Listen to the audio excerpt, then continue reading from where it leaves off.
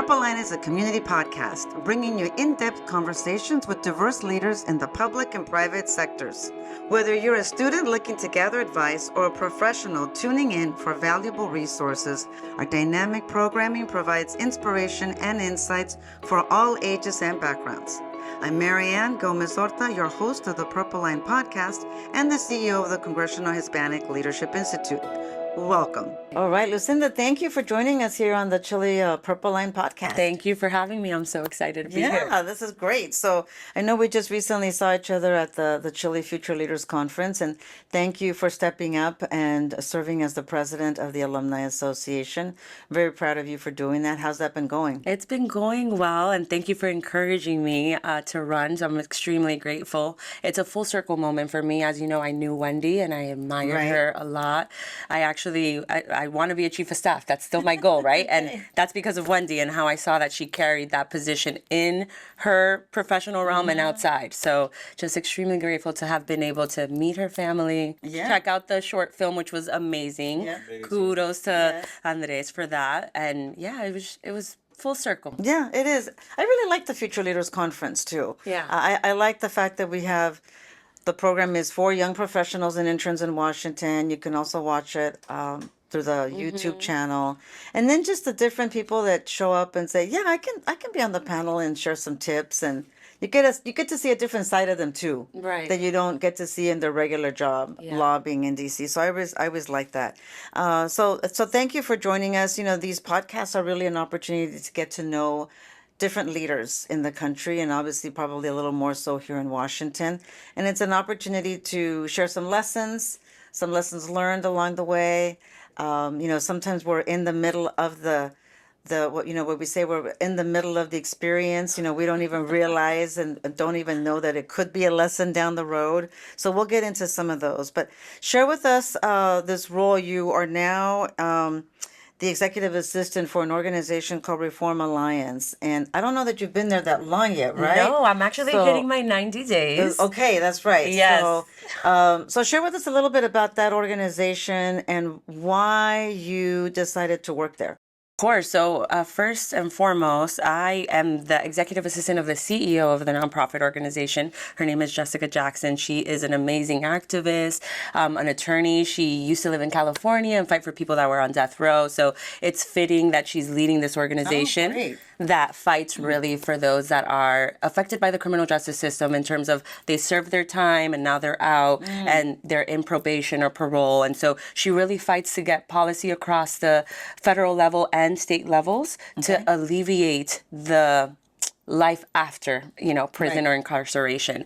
And she believes in, or the organization itself believes that the criminal justice affected folks should have that opportunity at life to, if they serve their time, they have the opportunity to reinvent themselves. Yeah, get that second chance. And, second chance is great and all, but it alludes to you only get two chances, right? Oh, that's a good one. That's so, she's taught me that because I thought, hey, this is my second chance here in New York. As you know, I have relocated quite a bit now that I'm back in New York. But when she said, hey, I'm not a fan of second chances, I was like, huh? You are my second chance, right? I learned something today too. So the organization allows for connection and opportunity for those folks that might not have hope after the experience that they had. Ah, okay. Yeah. And why did you decide to work there? So I decided to work there because of the policy work that they do, and they work with both sides of the aisle. And that brings the point to, diversity of thought. She works with both Republican and Democrats, the in-betweens, and she gets things done, the organization itself, but, she's the one leading the efforts. Awesome. And so, the organization itself has passed 24 bills in 11 states. So, and we're getting ready here for markup on a Safer Supervision Act. Okay. So hopefully that will be coming down the pipeline. Wow, I love that. All that additional training. So you did mention kind of moving a little bit. So share with the audience again, and we've got interns, fellows, people in the CHLI Familia Network listening and watching, and then others that we've had the opportunity to connect with and reconnect with. So share with us a little bit about your story. So Dominican heritage. Yes. but you weren't born in the DR, right? No, I was Okay. not born in the DR. So tell us a little bit about your background Yeah. and how you ended up the first time here in Washington, D.C. Yeah. So, Dominican heritage. My dad and mom are from Dominican Republic. My mom actually moved to Puerto Rico when she was 1. So thankfully to my grandma's efforts and her efforts, I am a citizen of the United States. I have to always add that plug. My dad was not so fortunate, right? And so he started, he didn't finish high school. Okay. He started in Dominican Republic like un limpiabotas, which in English is, the people that clean the boots in the streets. Yep. So The shoe shiner. The shoe shiner. There we go. That's the right terminology. Yeah. And so that's how he started, his career per se. Then he ended up in like the music industry, being a drummer for Boni Cepeda, which he's a really known singer. You that's should a good one. YouTube them. Okay, yeah. And then, he found my mom in Puerto Rico and fell in love. Oh, they met in Puerto Rico. They met in Puerto Rico. Oh, Yes. And so his immigration story is unique, and it comes to me as a full circle because later on, as we'll discuss, I worked for Custom and Border Protection. So to come from a lineage of like not having the appropriate paperwork to be in the United States, to have your daughter work in one of the highest offices and the commissioner's office for Custom and Border Protection was a full circle. So yeah, long story short, they fell in love. They had me and my 2 other sisters. I am the eldest. So the eldest of 3. Okay. Eldest of 3, yes. And you'll see throughout my career that shines through and through. There were some great transferable skills learned through that. Yeah, we could talk about that. Yeah. Yes. But at age 13 to 15, my dad had the brilliant idea of moving back to Dominican Republic. Okay. So I did live there for 2 years. I went to a private school in La Romana called St. John, and that's where I actually learned how to read and write. I spoke it, right? Because in many Hispanic households, you speak Spanish in la casa at home and English in school. Right. So I didn't know how to read and write. Yeah, so you don't really practice it. Yeah, so no, I remember I did something similar in that when I was in high school, I took a Spanish class. Yeah. Honestly, I thought, okay, I'm going to learn it. And my dad said, you need to take it because it's a formal. And then I would come home. I'm like, Dad, you don't talk the way my teacher talks. Like, what's the difference here, right? And he said, well, out here in the farm worker camp, we don't really speak the formal Spanish that you're being taught. So you need to learn that. Now you need to know this too. And he knew the difference, Right. but he didn't have a lot of schooling either. So it was kind of interesting that when you have to like actually practice writing it and then conjugate verbs, which is never my favorite, right? To try to figure all Still of that not out. my favorite. Yeah. I don't know that I can still do it now anyway. So, but so you went back to the DR for a couple of years. 2, to be exact. So it sounded kind of like you didn't want to go. Like it was Dad's idea. Imagine, like, Why did Dad want you to go in the so first place? they ended up being a very successful power couple. They ended up in real estate, selling houses. okay. And then he's like, I want to end up back in DR, start my own business. He started his own business. It was super successful. But as every successful story, sometimes people fly too high and forget to keep the feet on the ground. Okay. So he got too excited. And then, family ended up in divorce and we came back to the United States. And my mom became a single mom and I learned all You the became valuables. a single mom with 3 daughters. Yes, and I learned Okay. all my valuable lessons from that. So Okay. yeah. Interesting. So you came back still. Did you finish high school here then? No, I actually finished high school in New Jersey, in Richfield Park High School. I Okay. did finish, yeah. All right. So you did have to come back and finish high school, like your senior year or something. Probably. No. So I was in DR from age 13 to 15. So Okay. I came back like sophomore year, junior year, and yeah. So is that hard? It's to like try to like make friends again, or did Well, you have some of the same I already friends? had some of the same friends. They didn't think I was gonna come back, but love it. and that will be a theme throughout my whole story. Yeah. But yeah, no, I still have one of my best friends, 20 years. Oh, that's yeah, nice. yeah. So it's the most rewarding relationship. But Yeah. long story short, yeah, we came back, but we came back to a mess because all the efforts were being conducted in Dominican Republic, carrying the business, saving my dad from some of the illogical decisions that he made. And so when we came back, we were facing foreclosure. And my mom didn't have a job, right? We were there for 2 years. So I found myself being, sophomore, junior in high school, realizing, shoot, I have to get a job so I can Your work. feed my sisters, which I did end up getting a job really quickly at a KFC. So I know how to fry chicken, people. Yeah. So I ended up managing that KFC store. And as you can imagine, very like a manager at 17 of a store, managing grown adults, right? I had shift And supervisors. classmates. Yes. And then like having shift managers call out last minute, not being able to open the store. So sometimes I might get When did the store open? so the store opened at 11, right? But we had to be there at 9 to prep the chicken, prep the sides. Right. And so there were many instances that I had to miss school to go and, open the store and make sure that we were hitting our... Did your teachers know? No, they didn't. Of Did your course teachers not. I would have know not you were working graduated. No, full-time? no. I was working full time and going to Okay. school. Luckily, I graduated with a 3.0. Not the best, but All right. decent Hey, amount. That's good. Yes, but yeah, no, that job really also instilled a lot of traits that I think got me into chili because it made my story that much appealing. Totally. So what would you say if you looking back again, like I said, sometimes we don't think of them as lessons, but what do you think are some of the top lessons that you learned from that high school time of being a breadwinner for a family and helping your mom, 2 sisters, dad still, in the DR, Yes. divorced or not, dad's still around, right? And full-time student in high school. Yeah. So There's so many things I can draw back to, but like 2 main things is my resilience was definitely tested and polished in many different ways, not only professionally, but personally, because facing foreclosure is one of the hardest things. Like not knowing when the sheriff is going to come with his team, right? To take you and displace you. And then I have 2 younger sisters looking at my mom and I, like, Right. and also trying to cover this world of chaos for them. Right. And so resilience was definitely something I built at a young age. And then understanding the importance of family.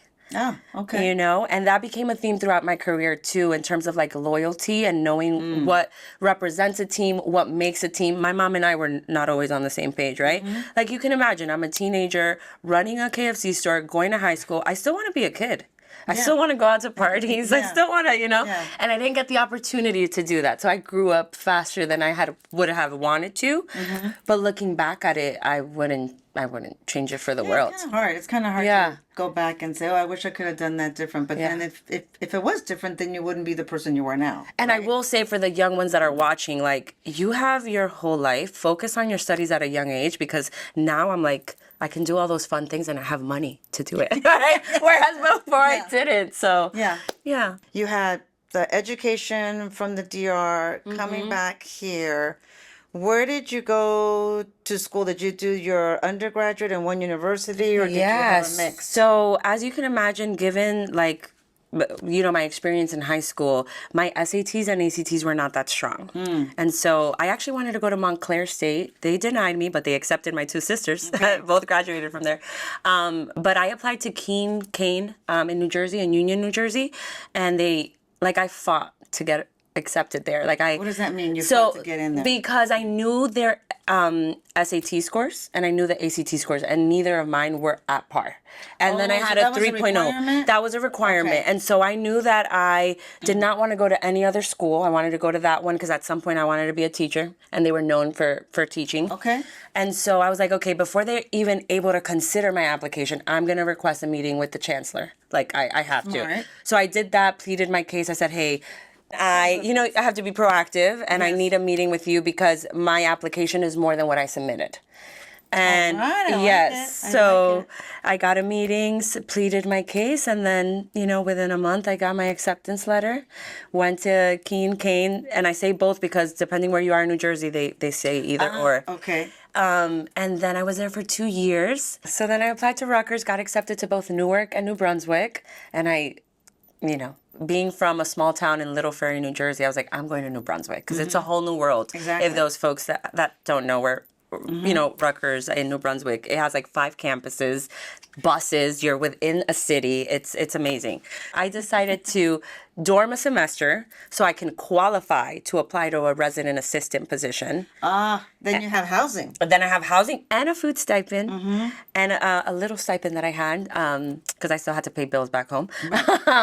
But yeah, I became an RA for freshmen and international students, and I had about 52 students on my floor. Your second semester there? Third, junior. You're junior, okay. Yeah, junior. So because I had to dorm a semester to qualify, I was entering like the end of my junior year, that's senior. Right, because you had transferred over. Exactly, because I had transferred over. Yeah. So now you went from being evicted or Yes. from a place to having a meal plan, That my sisters and my family right, would come and and a eat. place to live, and a place to live, Yeah. and kind of in a leadership role, Yes. right? Yes. So that's pretty crazy. Yeah, and it's not for the faint of heart. Those interview processes for a resident assistant, they put you in through a process. Yeah, that's one job on campus that I don't think I really would have wanted to, especially loved after it. being the eldest of five and doing all that other stuff. Yeah. But that is a lot of responsibility. It is, because, especially international students. well, yeah, international and just in students in general. I was Yeah. in the Office of Foreign Student Affairs when I was on campus, because I've always enjoyed meeting people from different backgrounds, from different cultures, learning about different religions. So I actually did the orientation for the students. So I got to meet students from Kuwait, Saudi Arabia, a lot of Middle Eastern countries, Malaysia. The School of Education was known in Malaysia and Indonesia. So that was my little international type of space. I lived on campus for one semester and I didn't like it. No, I was like, I'm out of here. So I didn't like that price tag either.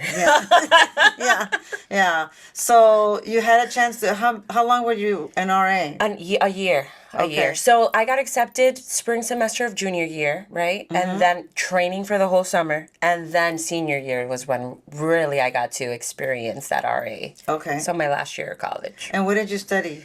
I studied criminal justice and philosophy with a minor in women and gender studies. Okay. Double Why those combinations of minors and Criminal majors? justice, because I always knew that I would end up in that realm. Funny enough, criminal justice now nonprofit. Yeah, exactly. Philosophy, because I wanted to take the LSAT, and they said take philosophy because logic Oh, games. really? Yeah, because you Oh, do a lot of interesting. like quantitative True, work. that's true. And so taking that, and actually philosophy, I had a lot of good classes in philosophy that I. That's always loved. a good. Yeah. That's always a good one to have. Yeah. I think it is. So following the path here on education and kind of merging into your opportunity to intern with the Chile Global Leaders Program. How did you even know about the program?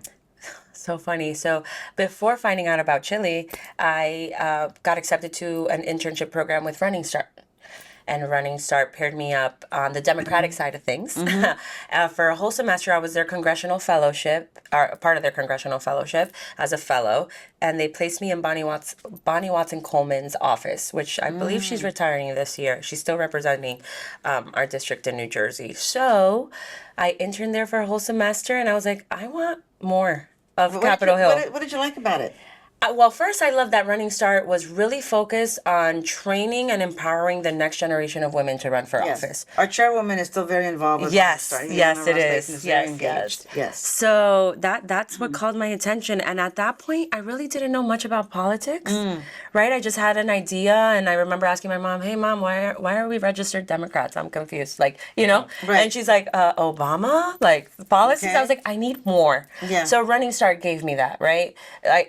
Really explaining how policy works, how to connect with it, how to connect with your constituency. And I learned that too through the internship on the Hill. But like every Friday we would have like a seminar where a guest speaker would come and like prominent people in politics would come and speak to us. So that sparked that in me, like that hunger that I want more, and this was just a taste. And then that's what brought me to Chile. Yeah, so how did you find out about the internship program?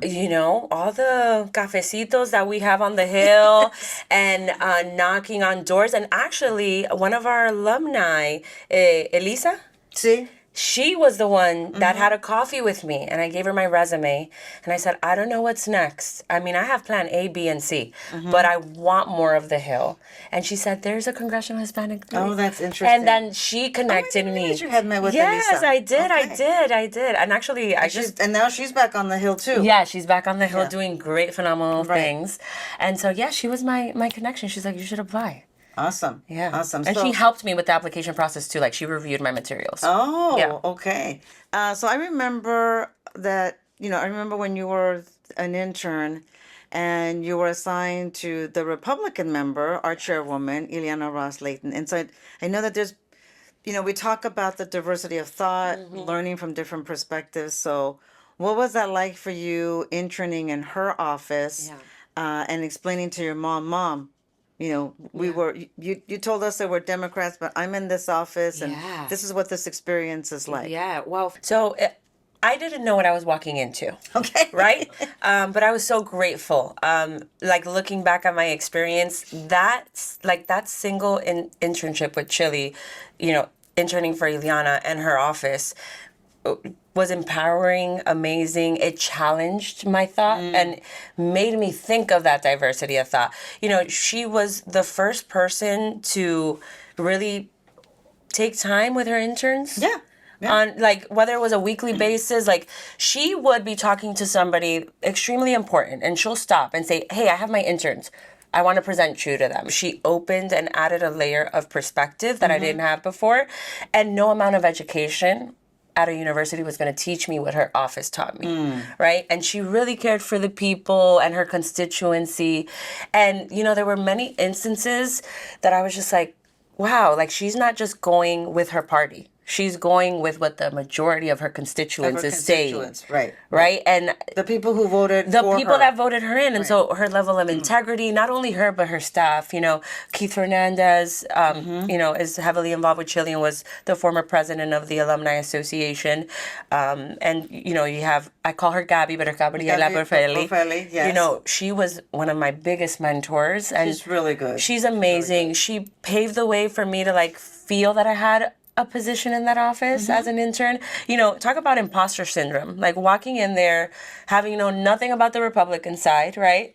And just being able to hold these conversations with the legislative assistant, with the chief of staff, with the scheduler, and be able to walk around the nation's capital with constituents. I'm not from Miami. Right. I don't know anything from Miami, right? But that's the beauty of it too, that you also get to learn about different constituents and the different needs, and sometimes the they're issues. different and sometimes they're the same. Yeah. So, and I remember, like, I really am connected to, like, the youth, obviously, president of the Alumni Association. So I'm always looking for opportunities to, like, learn and also share my experiences. And I remember, like, there would be students coming in and for tours, and I was always the first one to raise my hand because, you can give a basic tour of the Capitol. So what was the cool thing about your tours? The cool thing about my tours is that there was always a story, right? And those stories came from Ileana or one of their staffers, right? They lived and breathed the Hill. Yes. Also, there, the tunnel was always a cool thing. And I know that's a part of the tour, but, like, there's a prayer room right next to the speaker's balcony. So, like, these are things that your average person that's signing up for a basic tour is going to know. Not gonna get that. With Ileana's office, it was always premium, and it came out naturally. It wasn't something that her staffers were chasing. It's literally the way that they poured into their staff and their interns. You reap the ROI and the benefit of that, right? Because you felt seen, you felt important. So, long-winded answer to your question, it was life-changing, and I look back at it with just a grateful heart. Yeah. So you also had an opportunity, obviously, moving on in different careers and the different things that you've done. Share with the audience your experience. So for about, I think it's 7-8 years, right? You were in the Customs and Border Protection Office. What was your role and what was the experience in that office? Yeah, so fun fact, I left Ileana's office to take that did role. you? Okay. Yes. I wasn't sure if there was something in between. Yes, but I couldn't remember that. So and that was a really hard decision. But I got a contract job with CBP. That's how I got my foot in the door. Oh, good. So I started off contracting, and within a year and a half, I was already starting to have conversations to be federalized. Okay. And so in 2019, that's when everything I reaped the fruits and I became a federal employee on the civilian side. And I worked at the commissioner's office. So we're talking about, I started as a contractor in Office of Facilities and Asset Management. So managing the facilities across the nation, right? To jump start, I jumped 7 offices. Because that office, it's called OFAM, the acronym, Office of Facilities and Asset Management, was like a sub of a sub office, right? So for me to be able to do good work and been seen at a high level. Yeah. So what do you think it was? What was it? If you're looking back on what you did that got you that opportunity, and you're sharing that with people, to say, hey, this is an opportunity, or if you see this opportunity for yourself, consider some of the things that I did to get yourself to move up faster. What do you think it was where people said, esta Lucinda? See, so I think it was like a combination of all my life experiences. We're talking about high school, being a breadwinner, making those sacrifices at an early age. Yeah. Then fast forwarding to college, and it never was a smooth ride for me. I always had bumpy roads ahead of me, but I never let those bumps stop me. And I think that shined through and through naturally with how I managed my task. It could be the smallest task. Nothing is too small. Nothing is too big, right? Being able to roll your sleeve, being able to do the things that people don't want to do, right? And I think that's what paved the way for me to jump as fast as I did. Yeah, so by the time you get to a certain office, right, you're thinking, I'm not getting up at 6 a.m. to open the KFC store, right? Yeah. So you learn that. Right. And you're like, check the box. Okay, now I can show up with a certain level of agency and confidence, right? Yes. And I had great bosses along the way. I mean, Ileana was the prime example. Well, first of all, let's start with my mother, because if I don't start with that, my mom, right? And then we go to Ileana Ross Layton. She taught me immense valuable skills, as well as, the women's staff in that office, and also the males, her team. And then fast forward to, his name was Assistant Commissioner Carl Calvo, amazing boss. He had a militant history, he served in the Navy. And so I learned so much from that as well. Structure. And so a lot of people run away from that, right? There's a certain demeanor and approach with different type of people, right? And so I learned that. And again, I think it was just a combination of all those experiences that made me stand out. And they're like, okay, she's not gonna complain. She's gonna do the job. And if she doesn't know the answer, the most important thing, if I don't know the answer, best believe I'm gonna find someone who has the answer, right? So that set me apart. Very resourceful. Yeah. So kind of taking a little different step here in terms of the advice. A lot of lessons learned in your life. What are the top 3 pieces of advice that you would give to college students now, trying to figure out what they want to do? Maybe some have a similar, experiences, some don't, but just based on, you talking to young alumni, the recent graduates and others, what are some of Lucinda's lessons? Yeah, no, of course. I will start with, these times are completely different than my times, I will say. Even though it was 10 years ago, no soy tan vieja, not that old. But they still apply some of these theories and school of thought. So I'm going to start with, I see folks so rigid on their plan. This is my trajectory. This is either the lay of the land that my parents set out for me, or the lay of the land that I've seen others, or that, I don't know, ChatGPT is telling me right now, right? With AI, you just have to be careful with that. Don't be so rigid. Go with the flow. Right? I have an analogy for personal and professional experiences. I feel like everything in life is like the ocean. It comes and goes, right? But it's what you do with those times that come and go.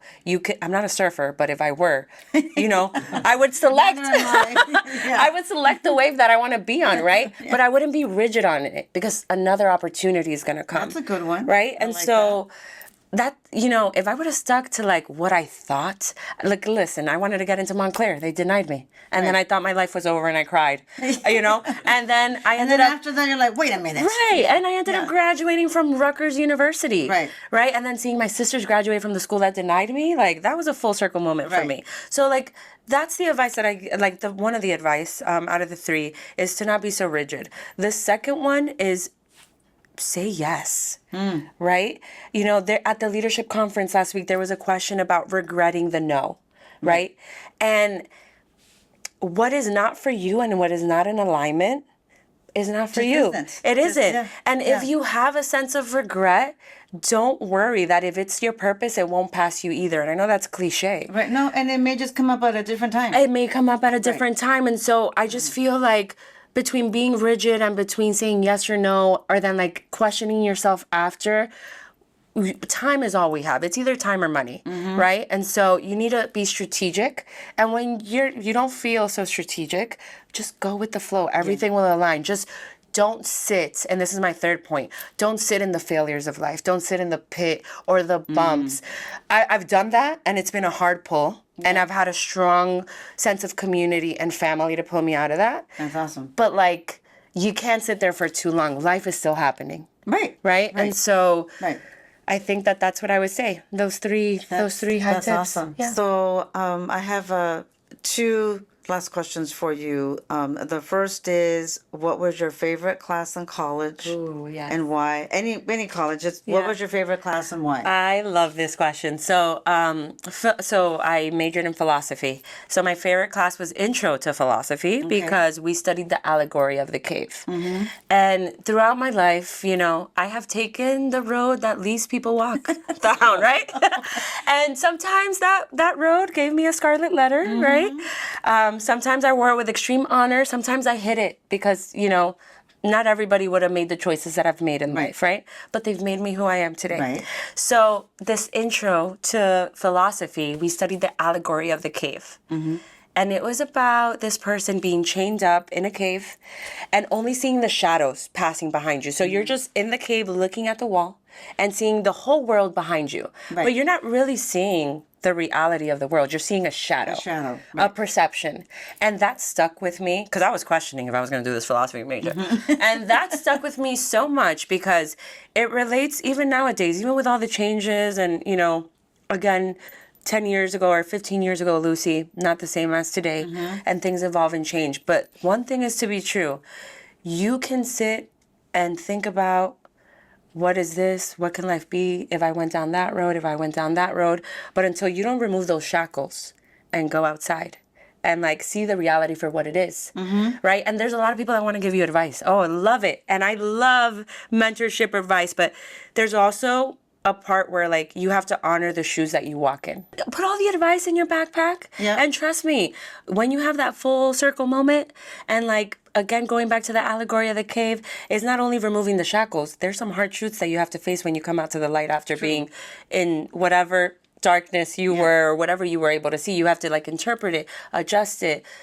There's so many stories and themes that you can pull from that story that I just have carried with me, for this whole career. And my last question, as you know, with CHLI, we really focus on the diversity of thought, and we've talked about that a little bit. But when we say that, what does that mean for you, personally or professionally? What does that mean? Both. I mean, I didn't think that mission would stand with me at a day-to-day basis, but it has. And I learned more, of course, through CHLI. My experience with CHLI. But what it means for me is really being a diplomat.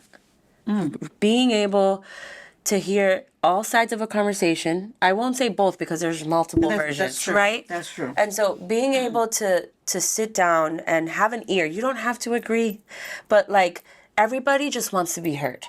Right? You don't have to agree with them. And just the simple act of being present and listening without objectifying. You can have your view and completely not agree, but being able to have a diplomatic conversation about something. And especially now, times are very polarized. I think we have to like tug into like our empathy and our grace and just extend that it might not be a hand, but like extend that seat, right, across the side and be able to like listen. And so diversity of thought means just that for me. I'm grateful that I didn't say no to the things I didn't know. And that I was like, please sit with me and like be willing to speak about your experience and your approach. If Liliana hadn't done that with me, of her staff, I don't know that, I would have had the perception that I have of life now. Right. If Custom and Border Protection didn't give me that opportunity, like we're talking about my dad having to ask CBP back in the 90s for a pardon, right? For him to be here. To his daughter in a room with the commissioner with policies that are affecting the immigration process. If I would have said no, if I would have been rigid on my plan, it's not about compromising my morals. I never did that. I held them true and I carried them in every room. But I was able to take a seat at the table or on the side and listen and be able to be like, okay, I understand that policy point, right? It made me a better human. It just made me a well-shaped person all around. And I think that that's why no matter how many times I fell, no matter how many bumps on the road, somebody was willing to listen and give me an opportunity. Yeah, that's right? great. So that's great. Yeah. Well, thank you. Well, No, thanks thank again, you. Lucinda. Thank you for, like I said earlier, thank you for your service as the president of the Alumni Association. Yeah. It's really important for us, obviously, that we continue that network moving forward. And as you know, last year we started the CHLI Level Up program to kind of help the alumni to kind of get to that next level. And we've incorporated people who are not just a former global leader intern as well for that program. And so thank you for being involved with that as well. Thank you. And thanks again for taking the time to join us again today for the CHLI Purple Line podcast. Thank you for having me. Super grateful. you. Thank you. Thanks for listening to The Purple Line. Follow us on social media at The CHLI at THECHLI. Thank you for joining us on The Purple Line.